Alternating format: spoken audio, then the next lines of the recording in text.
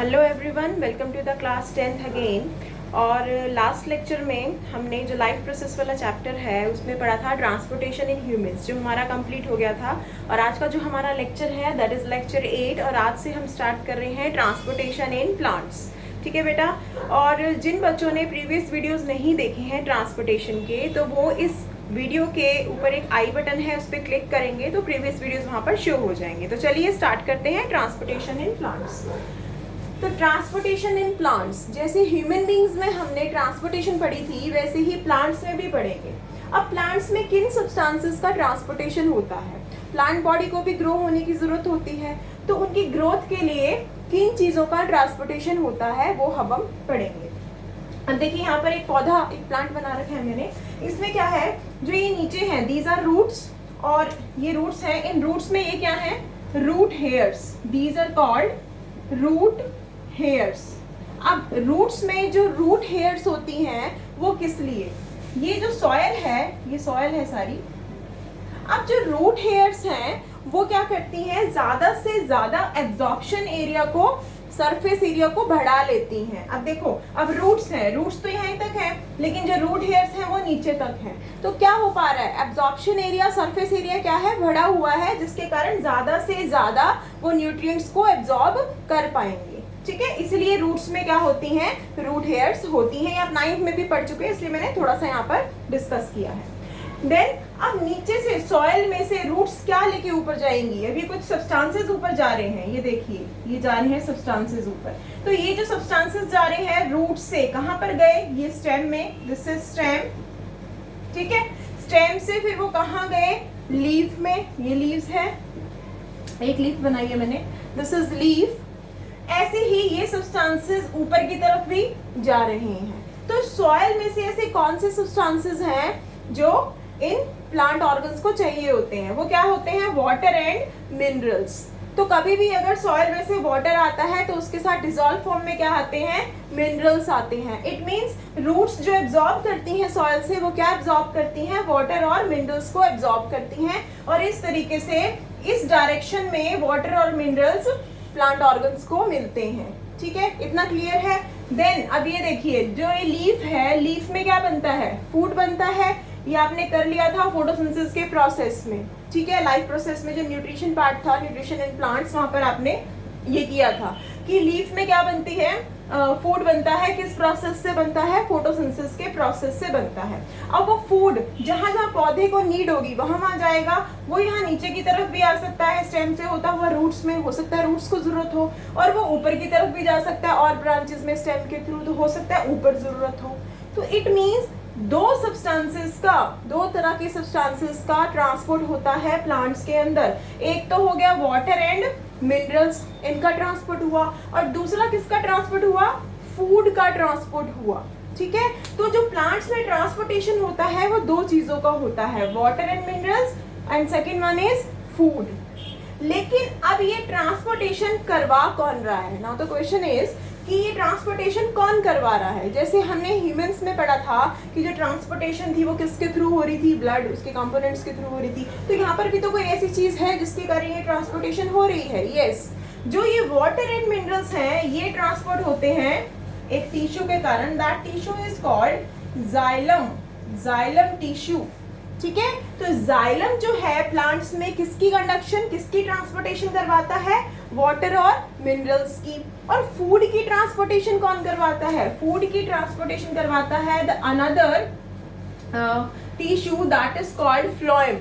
These are also called vascular tissues, ये आप 9th में पढ़ चुके हो। ठीक है, इन्हें और क्या बोला जाता है? वेस्कुलर टिश्यूज भी बोला जाता है, वेस्कुलर बंडल्स भी बोला जाता है। क्लियर है बेटा? इट मींस जो प्लांट्स में ट्रांसपोर्टेशन करवाते हैं वो कौन से? तो वेस्कुलर टिश्यूज होते हैं, xylem and second one is phloem. Xylem क्या करवाता है? वाटर एंड मिनरल्स को ट्रांसपोर्ट करवाता है, और फ्लोएम क्या करवाता है? फूड को ट्रांसपोर्ट करवाता है।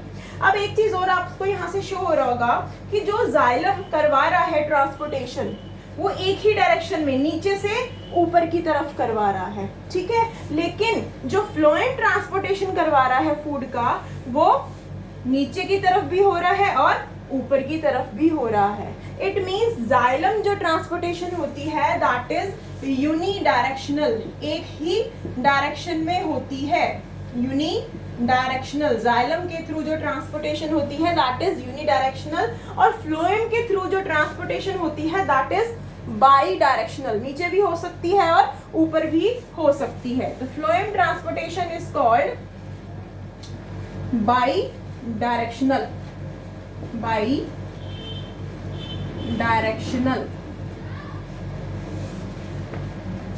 क्लियर है बेटा इतना कि जो हमारे ट्रांसपोर्टेशन है प्लांट्स में वो दो तरह के टिश्यूज करवाते हैं, vascular tissue xylem and phloem. Xylem water and minerals करवाता है और फ्लोएम फूड को ट्रांसपोर्ट करवाता है। ठीक है, इतना क्लियर है। अब हम पढ़ेंगे कि जाइलम में ऐसे कौन से एलिमेंट्स होते हैं जिसके थ्रू ये ट्रांसपोर्टेशन होता है, रूट से स्टेम, स्टेम से लीव्स। ठीक है, इतनी हाइट तक कैसे पानी चला जाता है, और ऐसे ही फ्लोएम के कौन से एलिमेंट्स हैं जिसके कारण फूड नीचे भी आ जाता है और ऊपर भी चला जाता है। ठीक है, और आज मेनली जो हम टॉपिक में करेंगे discuss that is all about xylem. आज हम सिर्फ जाइलम का ही करेंगे और नेक्स्ट टॉपिक में हम फ्लोएम का करेंगे। आप नोट कर लीजिए, फिर आगे बढ़ते हैं।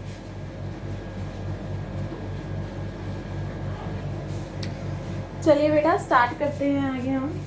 अब जाइलम के कितने एलिमेंट्स होते हैं? जाइलम के 4 एलिमेंट्स होते हैं। ठीक है, number 1 is xylem vessels, number 2 tracheids, number 3 xylem fibres and number 4 xylem parenchyma. ठीक है, जिसमें से जाइलम फाइबर्स तो प्लांट बॉडी को सपोर्ट करता है, और जो जाइलम पैरेन्काइमा है वो साइड में से वाटर का कंडक्शन करवाता है, यानी कि साइडवेज कंडक्शन कौन करवाता है? जाइलम पैरेन्काइमेटस सेल्स करवाते हैं। अब जो मेन है, जो हमने पढ़ना है कि जो मेन ट्रांसपोर्टेशन करवाते हैं सेंटर से, वो कौन से हैं? Xylem vessels and xylem tracheids. ये दोनों सेंट्रली लोकेटेड होते हैं और क्या करते हैं? वाटर मिनरल्स का क्या करवाते हैं? कंडक्शन करवाते हैं। तो 1 बाय 1 हमने इन दोनों के बारे में ही पढ़ना है। तो सबसे पहले पढ़ेंगे हम जाइलम वेसल्स। जाइलम वेसल्स के जो सेल्स होते हैं वो डेड होते हैं, डेड सेल्स होते हैं जाइलम वेसल्स में। ये इसका स्ट्रक्चर है, this is the structure of xylem vessel. ठीक है, जाइलम वेसल का ये एक मैंने स्ट्रक्चर बनाया है। इसके जो सेल्स होते हैं वो डेड होते हैं और होलो होते हैं, खोखले होते हैं अंदर से। ना उनके अंदर साइटोप्लाज्म होता है, ना उनके अंदर न्यूक्लियस होता है। तभी मैंने क्रॉस लगा रखा है, नो साइटोप्लाज्म एंड न्यूक्लियस। इनके सेल्स होलो होते हैं, होलो यानी कि खोखले, और उनमें कोई साइटोप्लाज्म नहीं होता, कोई न्यूक्लियस नहीं होता। इनकी जो सेल वॉल होती है वो क्या होती है? थिक होती है, थिक सेल वॉल। क्यों थिक क्यों होती है? क्योंकि वो किससे बनी हुई है? लिग्निन और सेल्यूलोज से बनी हुई है। और लिग्निन ऐसा सब्सटेंस है जो सीमेंट की तरह हार्ड होता है, ना किसी चीज को अंदर आने देता है ना किसी चीज को बाहर। तो दैट्स वाई, इसलिए भी इसके सेल्स क्या होते हैं? डेड कहलाते हैं, क्योंकि लिग्निन है, लिग्निन एक तरह से किसी भी सेल वॉल में होता है तो वो सेल्स क्या होते हैं? डेड होते हैं। ठीक है, दूसरा जो इसका स्ट्रक्चर है दिस इज ट्यूब लाइक, यहाँ लिखा हुआ है ट्यूब लाइक स्ट्रक्चर। ये ट्यूब की तरह होते हैं जो जाइलम वेसल्स होते हैं, सेंट्रली लोकेटेड होते हैं प्लांट्स में। और इनके यहाँ देखिए, यहाँ छोटे छोटे ये पिट्स हैं, ये, और ये जो पिट्स हैं, पिट्स यानी कि छोटे छोटे पोर्स, गड्ढे भी बोल सकते हैं लेकिन यहाँ पोर्स बोलेंगे। तो ये पिट्स क्या है? क्लोज हैं। ठीक है, पीछे की तरफ है क्लोज है, तो क्लोज पिट्स होते हैं, और जहां जहां पिट्स होते हैं वहां वहां इनकी जो सेल वॉल होती है वो थिन होती है। क्यों? क्योंकि वहां पर सिर्फ क्या होता है? सेल्यूलोज, लिग्निन वहां पर नहीं होता है। जहां जहां पिट्स होते हैं वहां पर जो इनकी सेल वॉल होती है वो थिन होती है, तभी लिखा हुआ है हैविंग थिन वॉल, क्योंकि वहां पर लिग्निन डेपोजिशन नहीं होती, वहां पर सेल्यूलोज की डेपोजिशन होती है। ठीक है, तो इस तरीके से। और इनके जो एंड्स होते हैं, ये ऊपर वाला एंड भी खुला हुआ है, नीचे वाला एंड भी क्या है? एंड खुला हुआ है, तो इन्हें हम क्या बोलते हैं?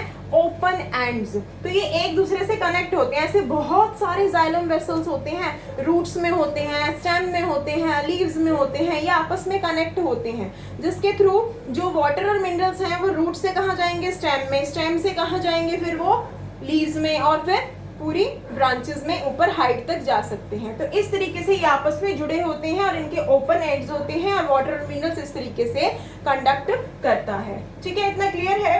तो सेकंड हम पढ़ते हैं अब ट्रैकीड्स। ठीक है, ये नोट कर लो बेटा। चलिए बेटा आगे पढ़ते हैं। ये है ट्रैकीड्स, इन्हें क्या बोलते हैं हम? ट्रैकीड्स। अब ट्रैकीड्स का स्ट्रक्चर कुछ ऐसा होता है। अभी किस तरह का स्ट्रक्चर है, इसके सेल्स भी क्या होते हैं, डेड सेल्स होते हैं। क्यों? क्योंकि इसकी सेल वॉल भी थिक होती है, किसके कारण, लिग्निन के कारण, और लिग्निन है तो सेल्स क्या होंगे, डेड होंगे। ठीक है, एक तो पॉइंट हो गया ये। अब इसका स्ट्रक्चर देखिए कैसा है, इसके टेपरिंग एंड्स होते हैं ये, और क्लोज हैं, थोड़े से क्लोज हैं और टेपरिंग एंड्स हैं इसके, और ये बहुत पतला होता है। ठीक है, पतला और स्पिंडल शेप होती है। ये कौन सी शेप है, स्पिंडल शेप, स्पिंडल शेप होती है, और ये थिन होते हैं, स्पिंडल एंड थिन, और जो इनके एंड्स होते हैं वो टेपरिंग और क्लोज, क्लोज हैं दोनों तरफ से। तो एंड्स इनके क्लोज हैं, तो अब एक ट्रैकीड से दूसरे ट्रैकीड में पानी कैसे जाएगा, वो इन पोर्स के थ्रू जाएगा, इन पिट्स के थ्रू। इनके जो पिट्स होते हैं वो ओपन होते हैं, ये देख, इनकी सेल वॉल के अंदर क्या होते हैं, ये पिट्स होते हैं। ठीक है, तो इन पिट्स के थ्रू जाएगा इस तरीके से। ये पूरी सेल वॉल में क्या होते हैं, पिट्स, और ओपन होते हैं ताकि एक ट्रैकीड से दूसरे ट्रैकीड में वो पोर्स के थ्रू पानी जा पाए, क्योंकि इनके एंड्स क्या होते हैं, क्लोज होते हैं इसलिए। अब जाइलम वेसल्स के तो क्या थे, ओपन थे, इसलिए बहुत सारी जाइलम वेसल्स आपस में अटैच थी, रूट से स्टेम, स्टेम से लीव्स में पानी जा रहा था, आराम से जा रहा था। लेकिन ऐसे ही उन्हीं के साथ क्या है, जाइलम वेसल्स के साथ ये ट्रैकीड्स भी होते हैं, इनमें से पानी कैसे जाएगा, क्योंकि ये बंद है, ये आपस में कनेक्टेड है लेकिन फिर भी ये बंद है। इसके नीचे एक और अगर मैं बना दूं तो इस वाले से इसमें कैसे जाएगा, वो पोर्स के थ्रू जाएगा, क्योंकि इनके जो पिट्स होते हैं, पोर्स होते हैं, वो ओपन होते हैं, जिसके कारण वाटर और मिनरल्स इसमें से जाते हैं। कैसे, रूट से स्टेम, स्टेम से लीव्स, और फिर अनदर ब्रांचेस तक जाते हैं। तो ये जो दो हमने पढ़े, xylem vessels and tracheids, mainly यही हैं जो प्लांट में सेंट्रली लोकेटेड होते हैं और वाटर एंड मिनरल्स को रूट से ऊपर ऊंचाई तक, हर एक पार्ट तक लेके जाते हैं। तो ये किसके एलिमेंट्स थे, दो, जाइलम के, कौन से, जाइलम वेसल्स एंड ट्रैकीड्स। इतना क्लियर है। अब एक और क्वेश्चन आपके माइंड में होगा, जैसे हमने ट्रांसपोर्टेशन इन ह्यूमंस में पढ़ा था कि उसमें ब्लड जो है ब्लड वेसल्स से जाता है और फिर हार्ट क्या करता है, पंप करता है उस ब्लड को, और जिसके थ्रू वो पूरे बॉडी पार्ट्स में जा पाता है। लेकिन प्लांट्स के अंदर ऐसा क्या है कि जिसके थ्रू वो इतनी ऊंचाई तक पानी जा पाता है। ठीक है, वो जाइलम वेसल्स के थ्रू जाता है, जैसे हमारी बॉडी में ब्लड जो है वो ब्लड वेसल्स के थ्रू जाता है, लेकिन उसको भेजने वाला कौन है, उसको प्रेशर दिलवाने वाला कौन है, वो था हार्ट। तो अब यहाँ पर कौन प्रेशर क्रिएट करेगा, वो हमने पढ़ना है। ठीक है, ये आप नोट करिए, फिर आगे पढ़ते हैं। चलिए बेटा स्टार्ट करते हैं। Mechanism of transportation in plants, कि ऐसी क्या चीज़ होती है, कौन प्रेशर लगाता है प्लांट बॉडी में, जिसके कारण जो वाटर और मिनरल्स हैं वो जाइलम वेसल्स और ट्रैकीड्स के थ्रू इतनी हाइट तक चले जाते हैं, रूट से स्टेम, स्टेम से लीव्स और अदर ब्रांचेस तक। तो ऐसा क्या होता है, अगर हम इसको कंपेयर करें ब्लड वाले से, ब्लड वाले में यानी कि हमारी बॉडी से, तो हमारी बॉडी में तो हार्ट है जो प्रेशराइज करता था, पंप करता था, तो हमारी बॉडी में क्या आता था, ईच एंड एवरी ऑर्गन को क्या मिलते थे, ट्रांसपोर्टेशन यानी कि सब्सटेंसेस मिलते थे। ठीक, जाऊंगी कि कैसे होता है। देखिए यहाँ से स्टार्ट करते हैं। सॉइल, सॉइल में क्या है, वाटर और मिनरल। ठीक है, एब्जॉर्प्शन एरिया ज़्यादा बढ़ा के रखते हैं ये, इसलिए ज़्यादा से ज़्यादा एब्जॉर्ब कर पाएंगे। फिर रूट हेयर से ये जो वाटर और मिनरल्स है ये कौन एब्जॉर्ब कर लेगा, एपिडर्मिस। एपिडर्मिस होती है जो रूट्स के ऊपर आउटर मोस्ट लेयर होती है, उसे हम क्या बोलते हैं, एपिडर्मिस, जो आप 9th में पढ़ चुके हो। ठीक है, देन ये आउटर मोस्ट होगी, outermost layer on roots. ठीक है, एपिडर्मिस से वो चीज कहाँ जाएगी आगे, रूट कॉर्टेक्स में। अब रूट कॉर्टेक्स क्या होता है, रूट कॉर्टेक्स होता है जहाँ पे बहुत सारे सेल्स होते हैं, द मास ऑफ सेल्स। ठीक है, कौन से सेल्स, पैरेन्काइमा सेल्स होते हैं, ये भी आप 9th में पढ़ चुके हो। ठीक है, तो रूट कॉर्टेक्स में बहुत सारे सेल्स होते हैं, तो वो जो वाटर और मिनरल्स हैं वहाँ रूट कॉर्टेक्स में जाएंगे। रूट कॉर्टेक्स के बाद एक और लेयर होती है रूट में, दैट इज कॉल्ड एंडोडर्मिस। तो अंदर की तरफ होती है, इसलिए इसका नाम क्या है, एंडोडर्मिस। ठीक है, अब एंडोडर्मिस के बाद वो वाटर और मिनरल्स कहाँ पहुंच जाएंगे, रूट जाइलम में, यानी कि जाइलम वेसल्स और ट्रैकीड्स के पास पहुंच जाएंगे। ठीक है, रूट जाइलम का मतलब है क्या है यहाँ पर, जाइलम वेसल्स एंड ट्रैकीड्स। अब यहाँ पर आकर वाटर और मिनरल्स क्या बनाएंगे, प्रेशर बना लेंगे, सारा पानी यहाँ पर इकट्ठा हो जाएगा। तो वो प्रेशर क्या कहलाएगा, हाई प्रेशर, क्योंकि सारा का सारा पानी आके इकट्ठा हो गया। अब वो अपने आप ऊपर नहीं जा सकता, ठीक है, नीचे प्रेशर ज्यादा है, अब वो अपने आप ऊपर नहीं जाएगा। अब वहां देखो हम लोगों का गला सूखा था, ठीक है, यहाँ पर पानी की कमी थी बॉडी के अंदर, तभी हमने क्या करा, उसको स्ट्रॉ से ऊपर की तरफ कोल्ड ड्रिंक को खींचा, क्योंकि हमारा गला क्या था, सूखा था, तभी वो नीचे से ऊपर की तरफ आया। वो तो हमने किया, ऐसे ऑटोमेटिकली इनके अंदर भी होता है। अब यहाँ लीफ पर आइए, जो उस प्लांट की लीफ है उसमें कॉन्टिन्यूस क्या हो रहा है, ऊपर से ट्रांसपिरेशन हो रहा है। ट्रांसपिरेशन अंदर कॉन्टिन्यूसली क्या हो रहा है, इवेपोरेशन यानी कि ट्रांसपिरेशन। तो यहाँ पर जो पानी का प्रेशर है लीफ में वो क्या है, लो प्रेशर है, ठीक है। ऑटोमेटिकली नेचुरल सी बात है, अगर पानी उड़ रहा है, इवेपोरेट हो रहा है, कौन से प्रोसेस में, ट्रांसपिरेशन में, लीफ में से, तो पानी का प्रेशर लीफ में क्या हो जाएगा, लो प्रेशर हो जाएगा, जिसकी वजह से जो ये रूट जाइलम में हाई प्रेशर है वो अपने आप ऊपर खिंचता चला जाएगा। किसके थ्रू,